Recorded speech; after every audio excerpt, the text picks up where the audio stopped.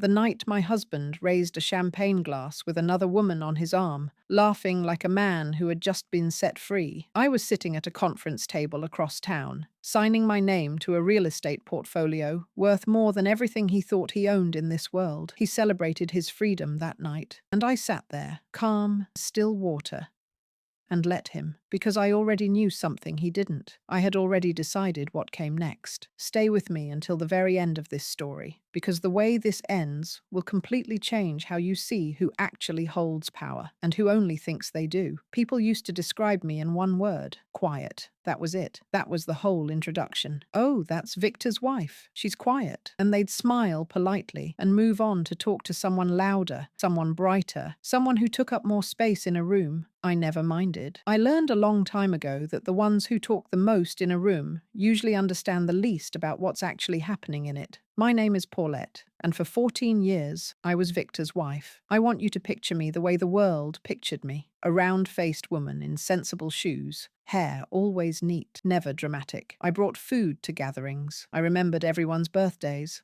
I asked about people's children and their mothers and their aching knees. I was warm. I was present. I was easy to overlook. My husband, and Victor, the man I had built a life beside, he looked past me so slowly, so gradually, that I don't think even he noticed it happening until it was already done. We met when I was 26. He was charming in that effortless way some men are, the kind of charm that feels like sunlight when it's on you and like shadow the moment it turns away. He had big dreams and a louder laugh, and he made me feel, for a little while, like I was the most interesting woman in any room we walked into together. I believed that. I held on to it for a long time. But before I tell you about Victor, I need to tell you about my grandmother, because without her, none of the rest of this story makes any sense. Her name was Cora. She was a small woman, barely 5'2", with hands that looked like they had shaken hands with hard work every single day of their life. She raised cattle. She grew soybeans. She owned farmland across 3 counties in a state where people who looked like her weren't supposed to own much of anything. And she did it all quietly, so quietly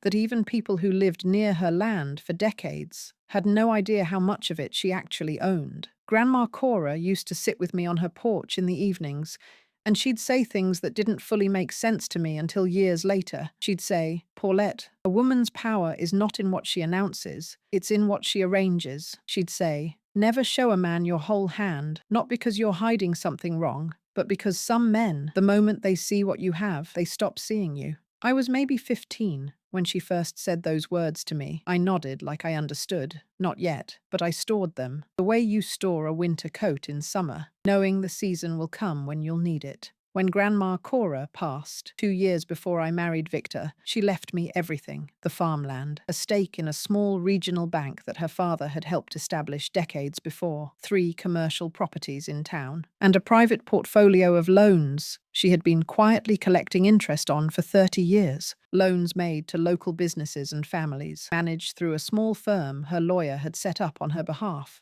I was 24 years old, and I was, on paper, a woman of significant means. And almost nobody knew it, including, eventually, Victor. I want to be honest with you, because this story only works if I'm honest. I loved Victor. I really did. In the beginning, and for a long time after the beginning. He was funny and warm, and he had this way of making ordinary evenings feel like something worth remembering. We built a life together that looked, from the outside, like a good one. Victor had a dream of owning restaurants, real ones, not fast food, not franchises, but full sit-down, cloth napkin restaurants that he could put his name on. And I believed in that dream. I believed in him. So I helped. Not loudly, never loudly. I helped the way Grandma Cora taught me, through arrangements, through structures, through a holding company my lawyer set up that provided the foundational capital for his first location without Victor ever seeing my name attached to it directly. He shook hands with my lawyer, a man named George, who Victor thought was just a quiet investor. And he signed the papers, and he walked out of that meeting feeling like a self-made man. And I let him feel that, because I loved him, and because I thought the dream mattered more than the credit. The restaurant did well. Then there was a second one. Then a third. Victor grew with them. His confidence grew. His wardrobe changed. His friends changed. The way he talked about himself changed. He started using words like empire and legacy. He started coming home later. He stopped asking me about my day. And I kept going to my afternoon errands. That's what he called them. Where you going? Just errands. And I'd leave, and I'd sit in a boardroom with people who managed agricultural supply contracts, or I'd meet with the hotel group's regional director, or I'd review quarterly returns from the lending portfolio. And then I'd come home and make dinner and ask Victor how his day was. He'd talk for an hour about himself. I'd listen. I'd nod. I'd pour him more water. He never once asked what I'd done. And I never once told him. I knew before he told me. I think most women know before they're told. There's a shift, something small, something in the temperature of a man, that changes before anything else does. He started being careful with his phone. He started smelling different when he came home. Not just cologne, but that particular kind of careful that someone wears when they've been somewhere they don't want you to know about. Her name was Renee. I learned that part later. But I knew the shape of her long before I knew her name. Renee was everything I was not, at least on the surface. She was loud in a way that filled rooms. She was the kind of woman who made an entrance and expected people to notice. She wore things that were meant to be looked at. And Victor, who had grown so used to my quiet, who had started to mistake my stillness for smallness, he was dazzled by her the way someone is dazzled by a firework. Bright, loud, gone before you really understand what you saw. He didn't try very hard to hide it after a while. That told me everything about how he had started to see me. When a man stops hiding something from you, it's not because he's become honest. It's because he no longer thinks you're worth the effort of the lie. He started making comments, small ones at first. "You never really understood business," said casually, like an observation. "You've always been more comfortable in the background, haven't you?" Said like it was a fact about my nature, rather than a choice I had made deliberately for 14 years. Then, once, "I just think I've outgrown some things. Some people stay where they are, other people grow." He said that at dinner, over food I had cooked, in a house that sat on land my grandmother had left me. I looked at him across the table. I didn't argue. I didn't cry. I picked up my fork and I kept eating, and somewhere inside me something went very still. Not cold, still, like the moment before a decision is made. I called my lawyer, George, the next morning. Not to do anything yet, just to have a conversation, just to understand exactly where everything stood. George walked me through it all, and as he talked, I sat there with a cup of coffee going cold in my hand, and I realized something that almost made me laugh out loud. In 14 years of building and growing and managing, I had never once let anything important slip out of careful hands. Every deed, every account, every structure was exactly where Grandma Cora would have told me to keep it. Victor had been living in a house built on my foundation, and he had spent years looking right at the walls and never once wondering who laid them. He planned the party for a Friday. It was meant to be a celebration of the restaurant chain's expansion, a new location opening, a new chapter. Victor standing at the center of a room full of people applauding him. He wore a new suit. He had his hair cut that afternoon. And Renee was there, right beside him, in something red, laughing with her hand on his arm, like she was already practicing for a role she thought she'd won. Someone who was at that party, an old friend of mine, a woman named Carol, who had known me since before Victor. She sent me a photo that night. Victor and Renee, glasses raised, mid-laugh, the whole room glowing behind them. Carol didn't write anything with it. She just sent it. She knew I'd understand. I was sitting in a hotel conference room when the photo came through. The table in front of me was covered in documents. The final papers for a commercial real estate sale I had been working on for the better part of 8 months. 4 buildings, long-term lease agreements. A buyer who had flown in specifically to close this deal. I looked at the photo. Victor's face. That laugh. That suit. I set the phone face down on the table, and I picked up my pen. I want you to understand something about that moment. I wasn't performing calmness. I wasn't gritting my teeth underneath a still face. I was genuinely, completely clear. There is a particular kind of peace that comes when you have been prepared for something, when you have done the quiet work, when you have made the arrangements, when you know exactly where you stand. That night, I felt that peace in my bones. While Victor toasted to his new beginning, I closed the deal that was going to define both of our futures. And then I shook hands with the buyer, thanked George, drove home through the dark, and made myself a cup of tea.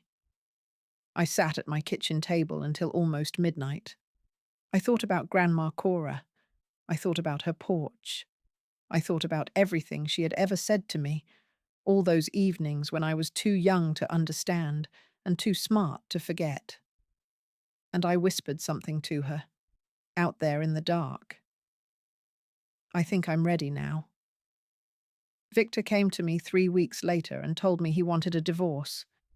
He sat across from me at that same kitchen table, and he said it in that careful voice people use when they've rehearsed something, controlled, almost gentle, like he was trying to soften a thing that he thought might break me. He said it wasn't working. He said they had grown in different directions. He said he hoped we could do this maturely. I nodded.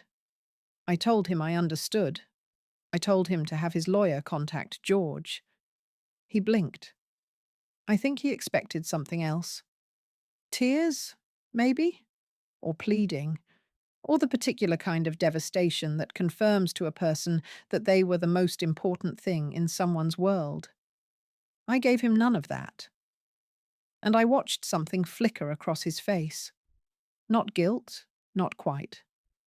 More like the first faint shadow of uncertainty. The discovery process in a divorce is a remarkable thing. It requires both parties to put everything on the table. Every asset, every account, every holding.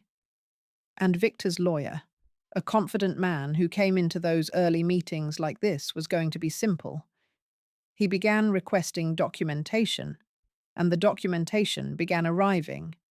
And the picture that formed from all those papers was not the picture Victor had been carrying in his head. The restaurants, the chain he had built his identity around, they operated through a holding structure. A holding structure that had been established with foundational capital from a source Victor had shaken hands with years ago without reading the full architecture behind it.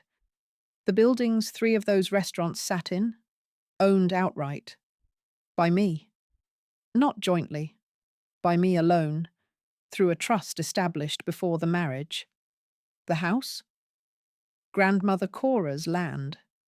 The investment accounts Victor had been growing for the last 6 years. The brokerage was one that George had introduced him to. Introduced at my quiet suggestion, years before. Victor called me on a Thursday afternoon. I could hear it in his voice before he said a single word. That specific sound of a man whose certainty has just fallen out from under him. He said, "Paulette, what did you do?" And I said, "Victor, I didn't do anything to you. I built something. You just never asked me what I did while you were busy telling me what you were doing." He was quiet for a long time. Then he said, "I didn't know." And I said, "I know you didn't." There was nothing cruel in my voice when I said it. I want you to understand that. This was not a revenge story. It was never a revenge story. I wasn't standing over anyone. I was just standing, finally, fully, without leaning to one side to make someone else comfortable. It felt extraordinary. It felt like the first full breath I'd taken in years. Renee, I was told, became significantly less interested in the new chapter once the financial picture came into focus. People who attach themselves to what they think is a rising tide have a way of quietly finding somewhere drier to stand when the water changes direction. Victor had presented himself to her as a man who owned things, and in the cold light of legal documentation, the truth of what he owned and what he had simply been allowed to use became very clear. I heard she moved on within 2 months. I felt nothing about that except a mild, distant recognition, the way you recognize the weather changing. Inevitable. Not personal. The settlement took several months to finalize. I want to be honest with you about this too. I was not vindictive. Vindictive is for people who are still hurting, and I had moved through the hurt a long time before any of those papers were signed. I wanted what was fair. I wanted what was mine. I didn't want to destroy Victor. I didn't want to leave him with nothing. Some part of me, even then, remembered the man he had been before all of it. And I was not willing to become someone ugly just to settle a score. So the settlement was clean, precise. Victor kept the restaurant name. He kept his brand, his identity, the thing he had built his reputation on. But the buildings where 3 of his restaurants operated, he would be leasing those from me. Every single month, a check, my name on the invoice, his signature on the payment. He would spend the next years of his life writing my name on a check once a month, and I suspect that is its own kind of quiet education. I moved. Not far, not dramatically. I'm not a woman who makes dramatic moves. I settled into a house on land I had owned for years, a piece of Grandma Cora's original holdings that I had always kept, always maintained, but never quite lived on. It was quieter there. There were trees. In the morning, birds started the day before anything else did. There was no performance required, no managing of someone else's comfort, no careful measuring of what I revealed and what I held back. The first morning I woke up there, I made coffee, and I sat on the back step, and I let the quiet just be quiet. Not the quiet of making myself smaller, not the quiet of holding things in, just actual, honest stillness. The kind you choose because it feeds you, not because you've learned to survive inside it. I cried that morning. I want to tell you that, because I think sometimes these stories get told in a way that makes the woman at the center of them seem like she was always iron, always unshakable, always 3 steps ahead without ever feeling the weight of any of it. That's not true. I cried for a long time on that step, for the 14 years, for the marriage I had wanted to be real, for the version of Victor I had loved before he became someone who looked through me, for Grandma Cora, who I wanted so badly to call and couldn't. But they were not the tears of someone who had lost. They were the tears of someone who had finally, completely put something down. There is a difference. And if you have ever carried something heavy for a very long time, and then one day simply set it on the ground and walked forward, you understand exactly what I mean. I've thought a lot about why I'm telling this story, and I think it's because I spent 14 years being a version of invisible. And somewhere out there, someone is doing the same thing.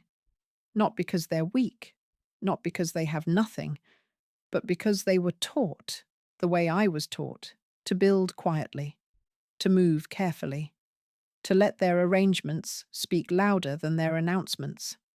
And I want that person to know something. Quiet is not the same as empty. Still is not the same as stuck. And the most dangerous assumption any person can make about another is that because they don't see what's there, nothing is there. Victor didn't lose because he was a bad man in every way. He lost because he made the oldest mistake in the world. He looked at me and decided he already knew everything there was to know. He stopped being curious. He stopped asking questions. He replaced the real me with a version he had invented, quiet, small, background, and he made his decisions based on that invention. And the gap between his version of me and the actual truth of me was exactly the space where everything unraveled. Grandma Cora used to say, "Build in silence, the noise will come when it's time." I used to think that was advice about money, about property and holdings and careful structures. And it is, partly. But I understand now that it's about something bigger than that. It's about knowing who you are in a world that is constantly trying to hand you a smaller version of yourself and call it enough. It's about refusing that smaller version, not with anger, not with noise, but with the quiet, daily, disciplined choice to keep building anyway, to keep knowing, to keep being, fully, the thing they told you that you weren't. I am not angry at Victor. That might be the most surprising thing I can tell you, and I know some of you are sitting there wishing I was, wishing I had a sharper edge to offer you. But anger would mean he still had something over me. And he doesn't. He hasn't had anything over me in a long time. He just didn't know it yet. What I have instead of anger is something I'd call clarity. The clear, clean knowledge of exactly who I am, what I built, what I survived, and what I chose. That clarity sits in my chest like something warm. It doesn't shout. It doesn't need to. The last thing I'll say is this. The world will always have people in it who look past the quiet ones, who mistake the still water for the shallow water, who confuse a woman's softness for her limit. Let them. Let them make that assumption and build their confidence on it, because the moment they truly need to understand what they're dealing with, the moment the papers come out, the moment the real numbers are on the table, the moment the arrangement is finally, fully visible, they will meet the person who was always there, the one they looked past, the one who never needed them to see her to keep building. I am Paulette. I was the quiet wife, the simple one, the background woman in sensible shoes. And when the night finally came, I was already done. If this story landed somewhere real for you, if it touched something you've been carrying, something you've lived, something you've watched someone else go through, I want to hear from you. Drop just one word in the comments. Just one word that describes how this made you feel. I read every single one, and sometimes one word from a stranger tells me more than 100 sentences could. And if you know someone, a woman, a friend, a sister, someone in your life who has been looked past, talked over, underestimated, made to feel like the background of someone else's story, send this to them. No explanation, no caption. Just send it. They will know exactly why you did. And it might be the most important thing they hear today. Thank you for staying until the end. You already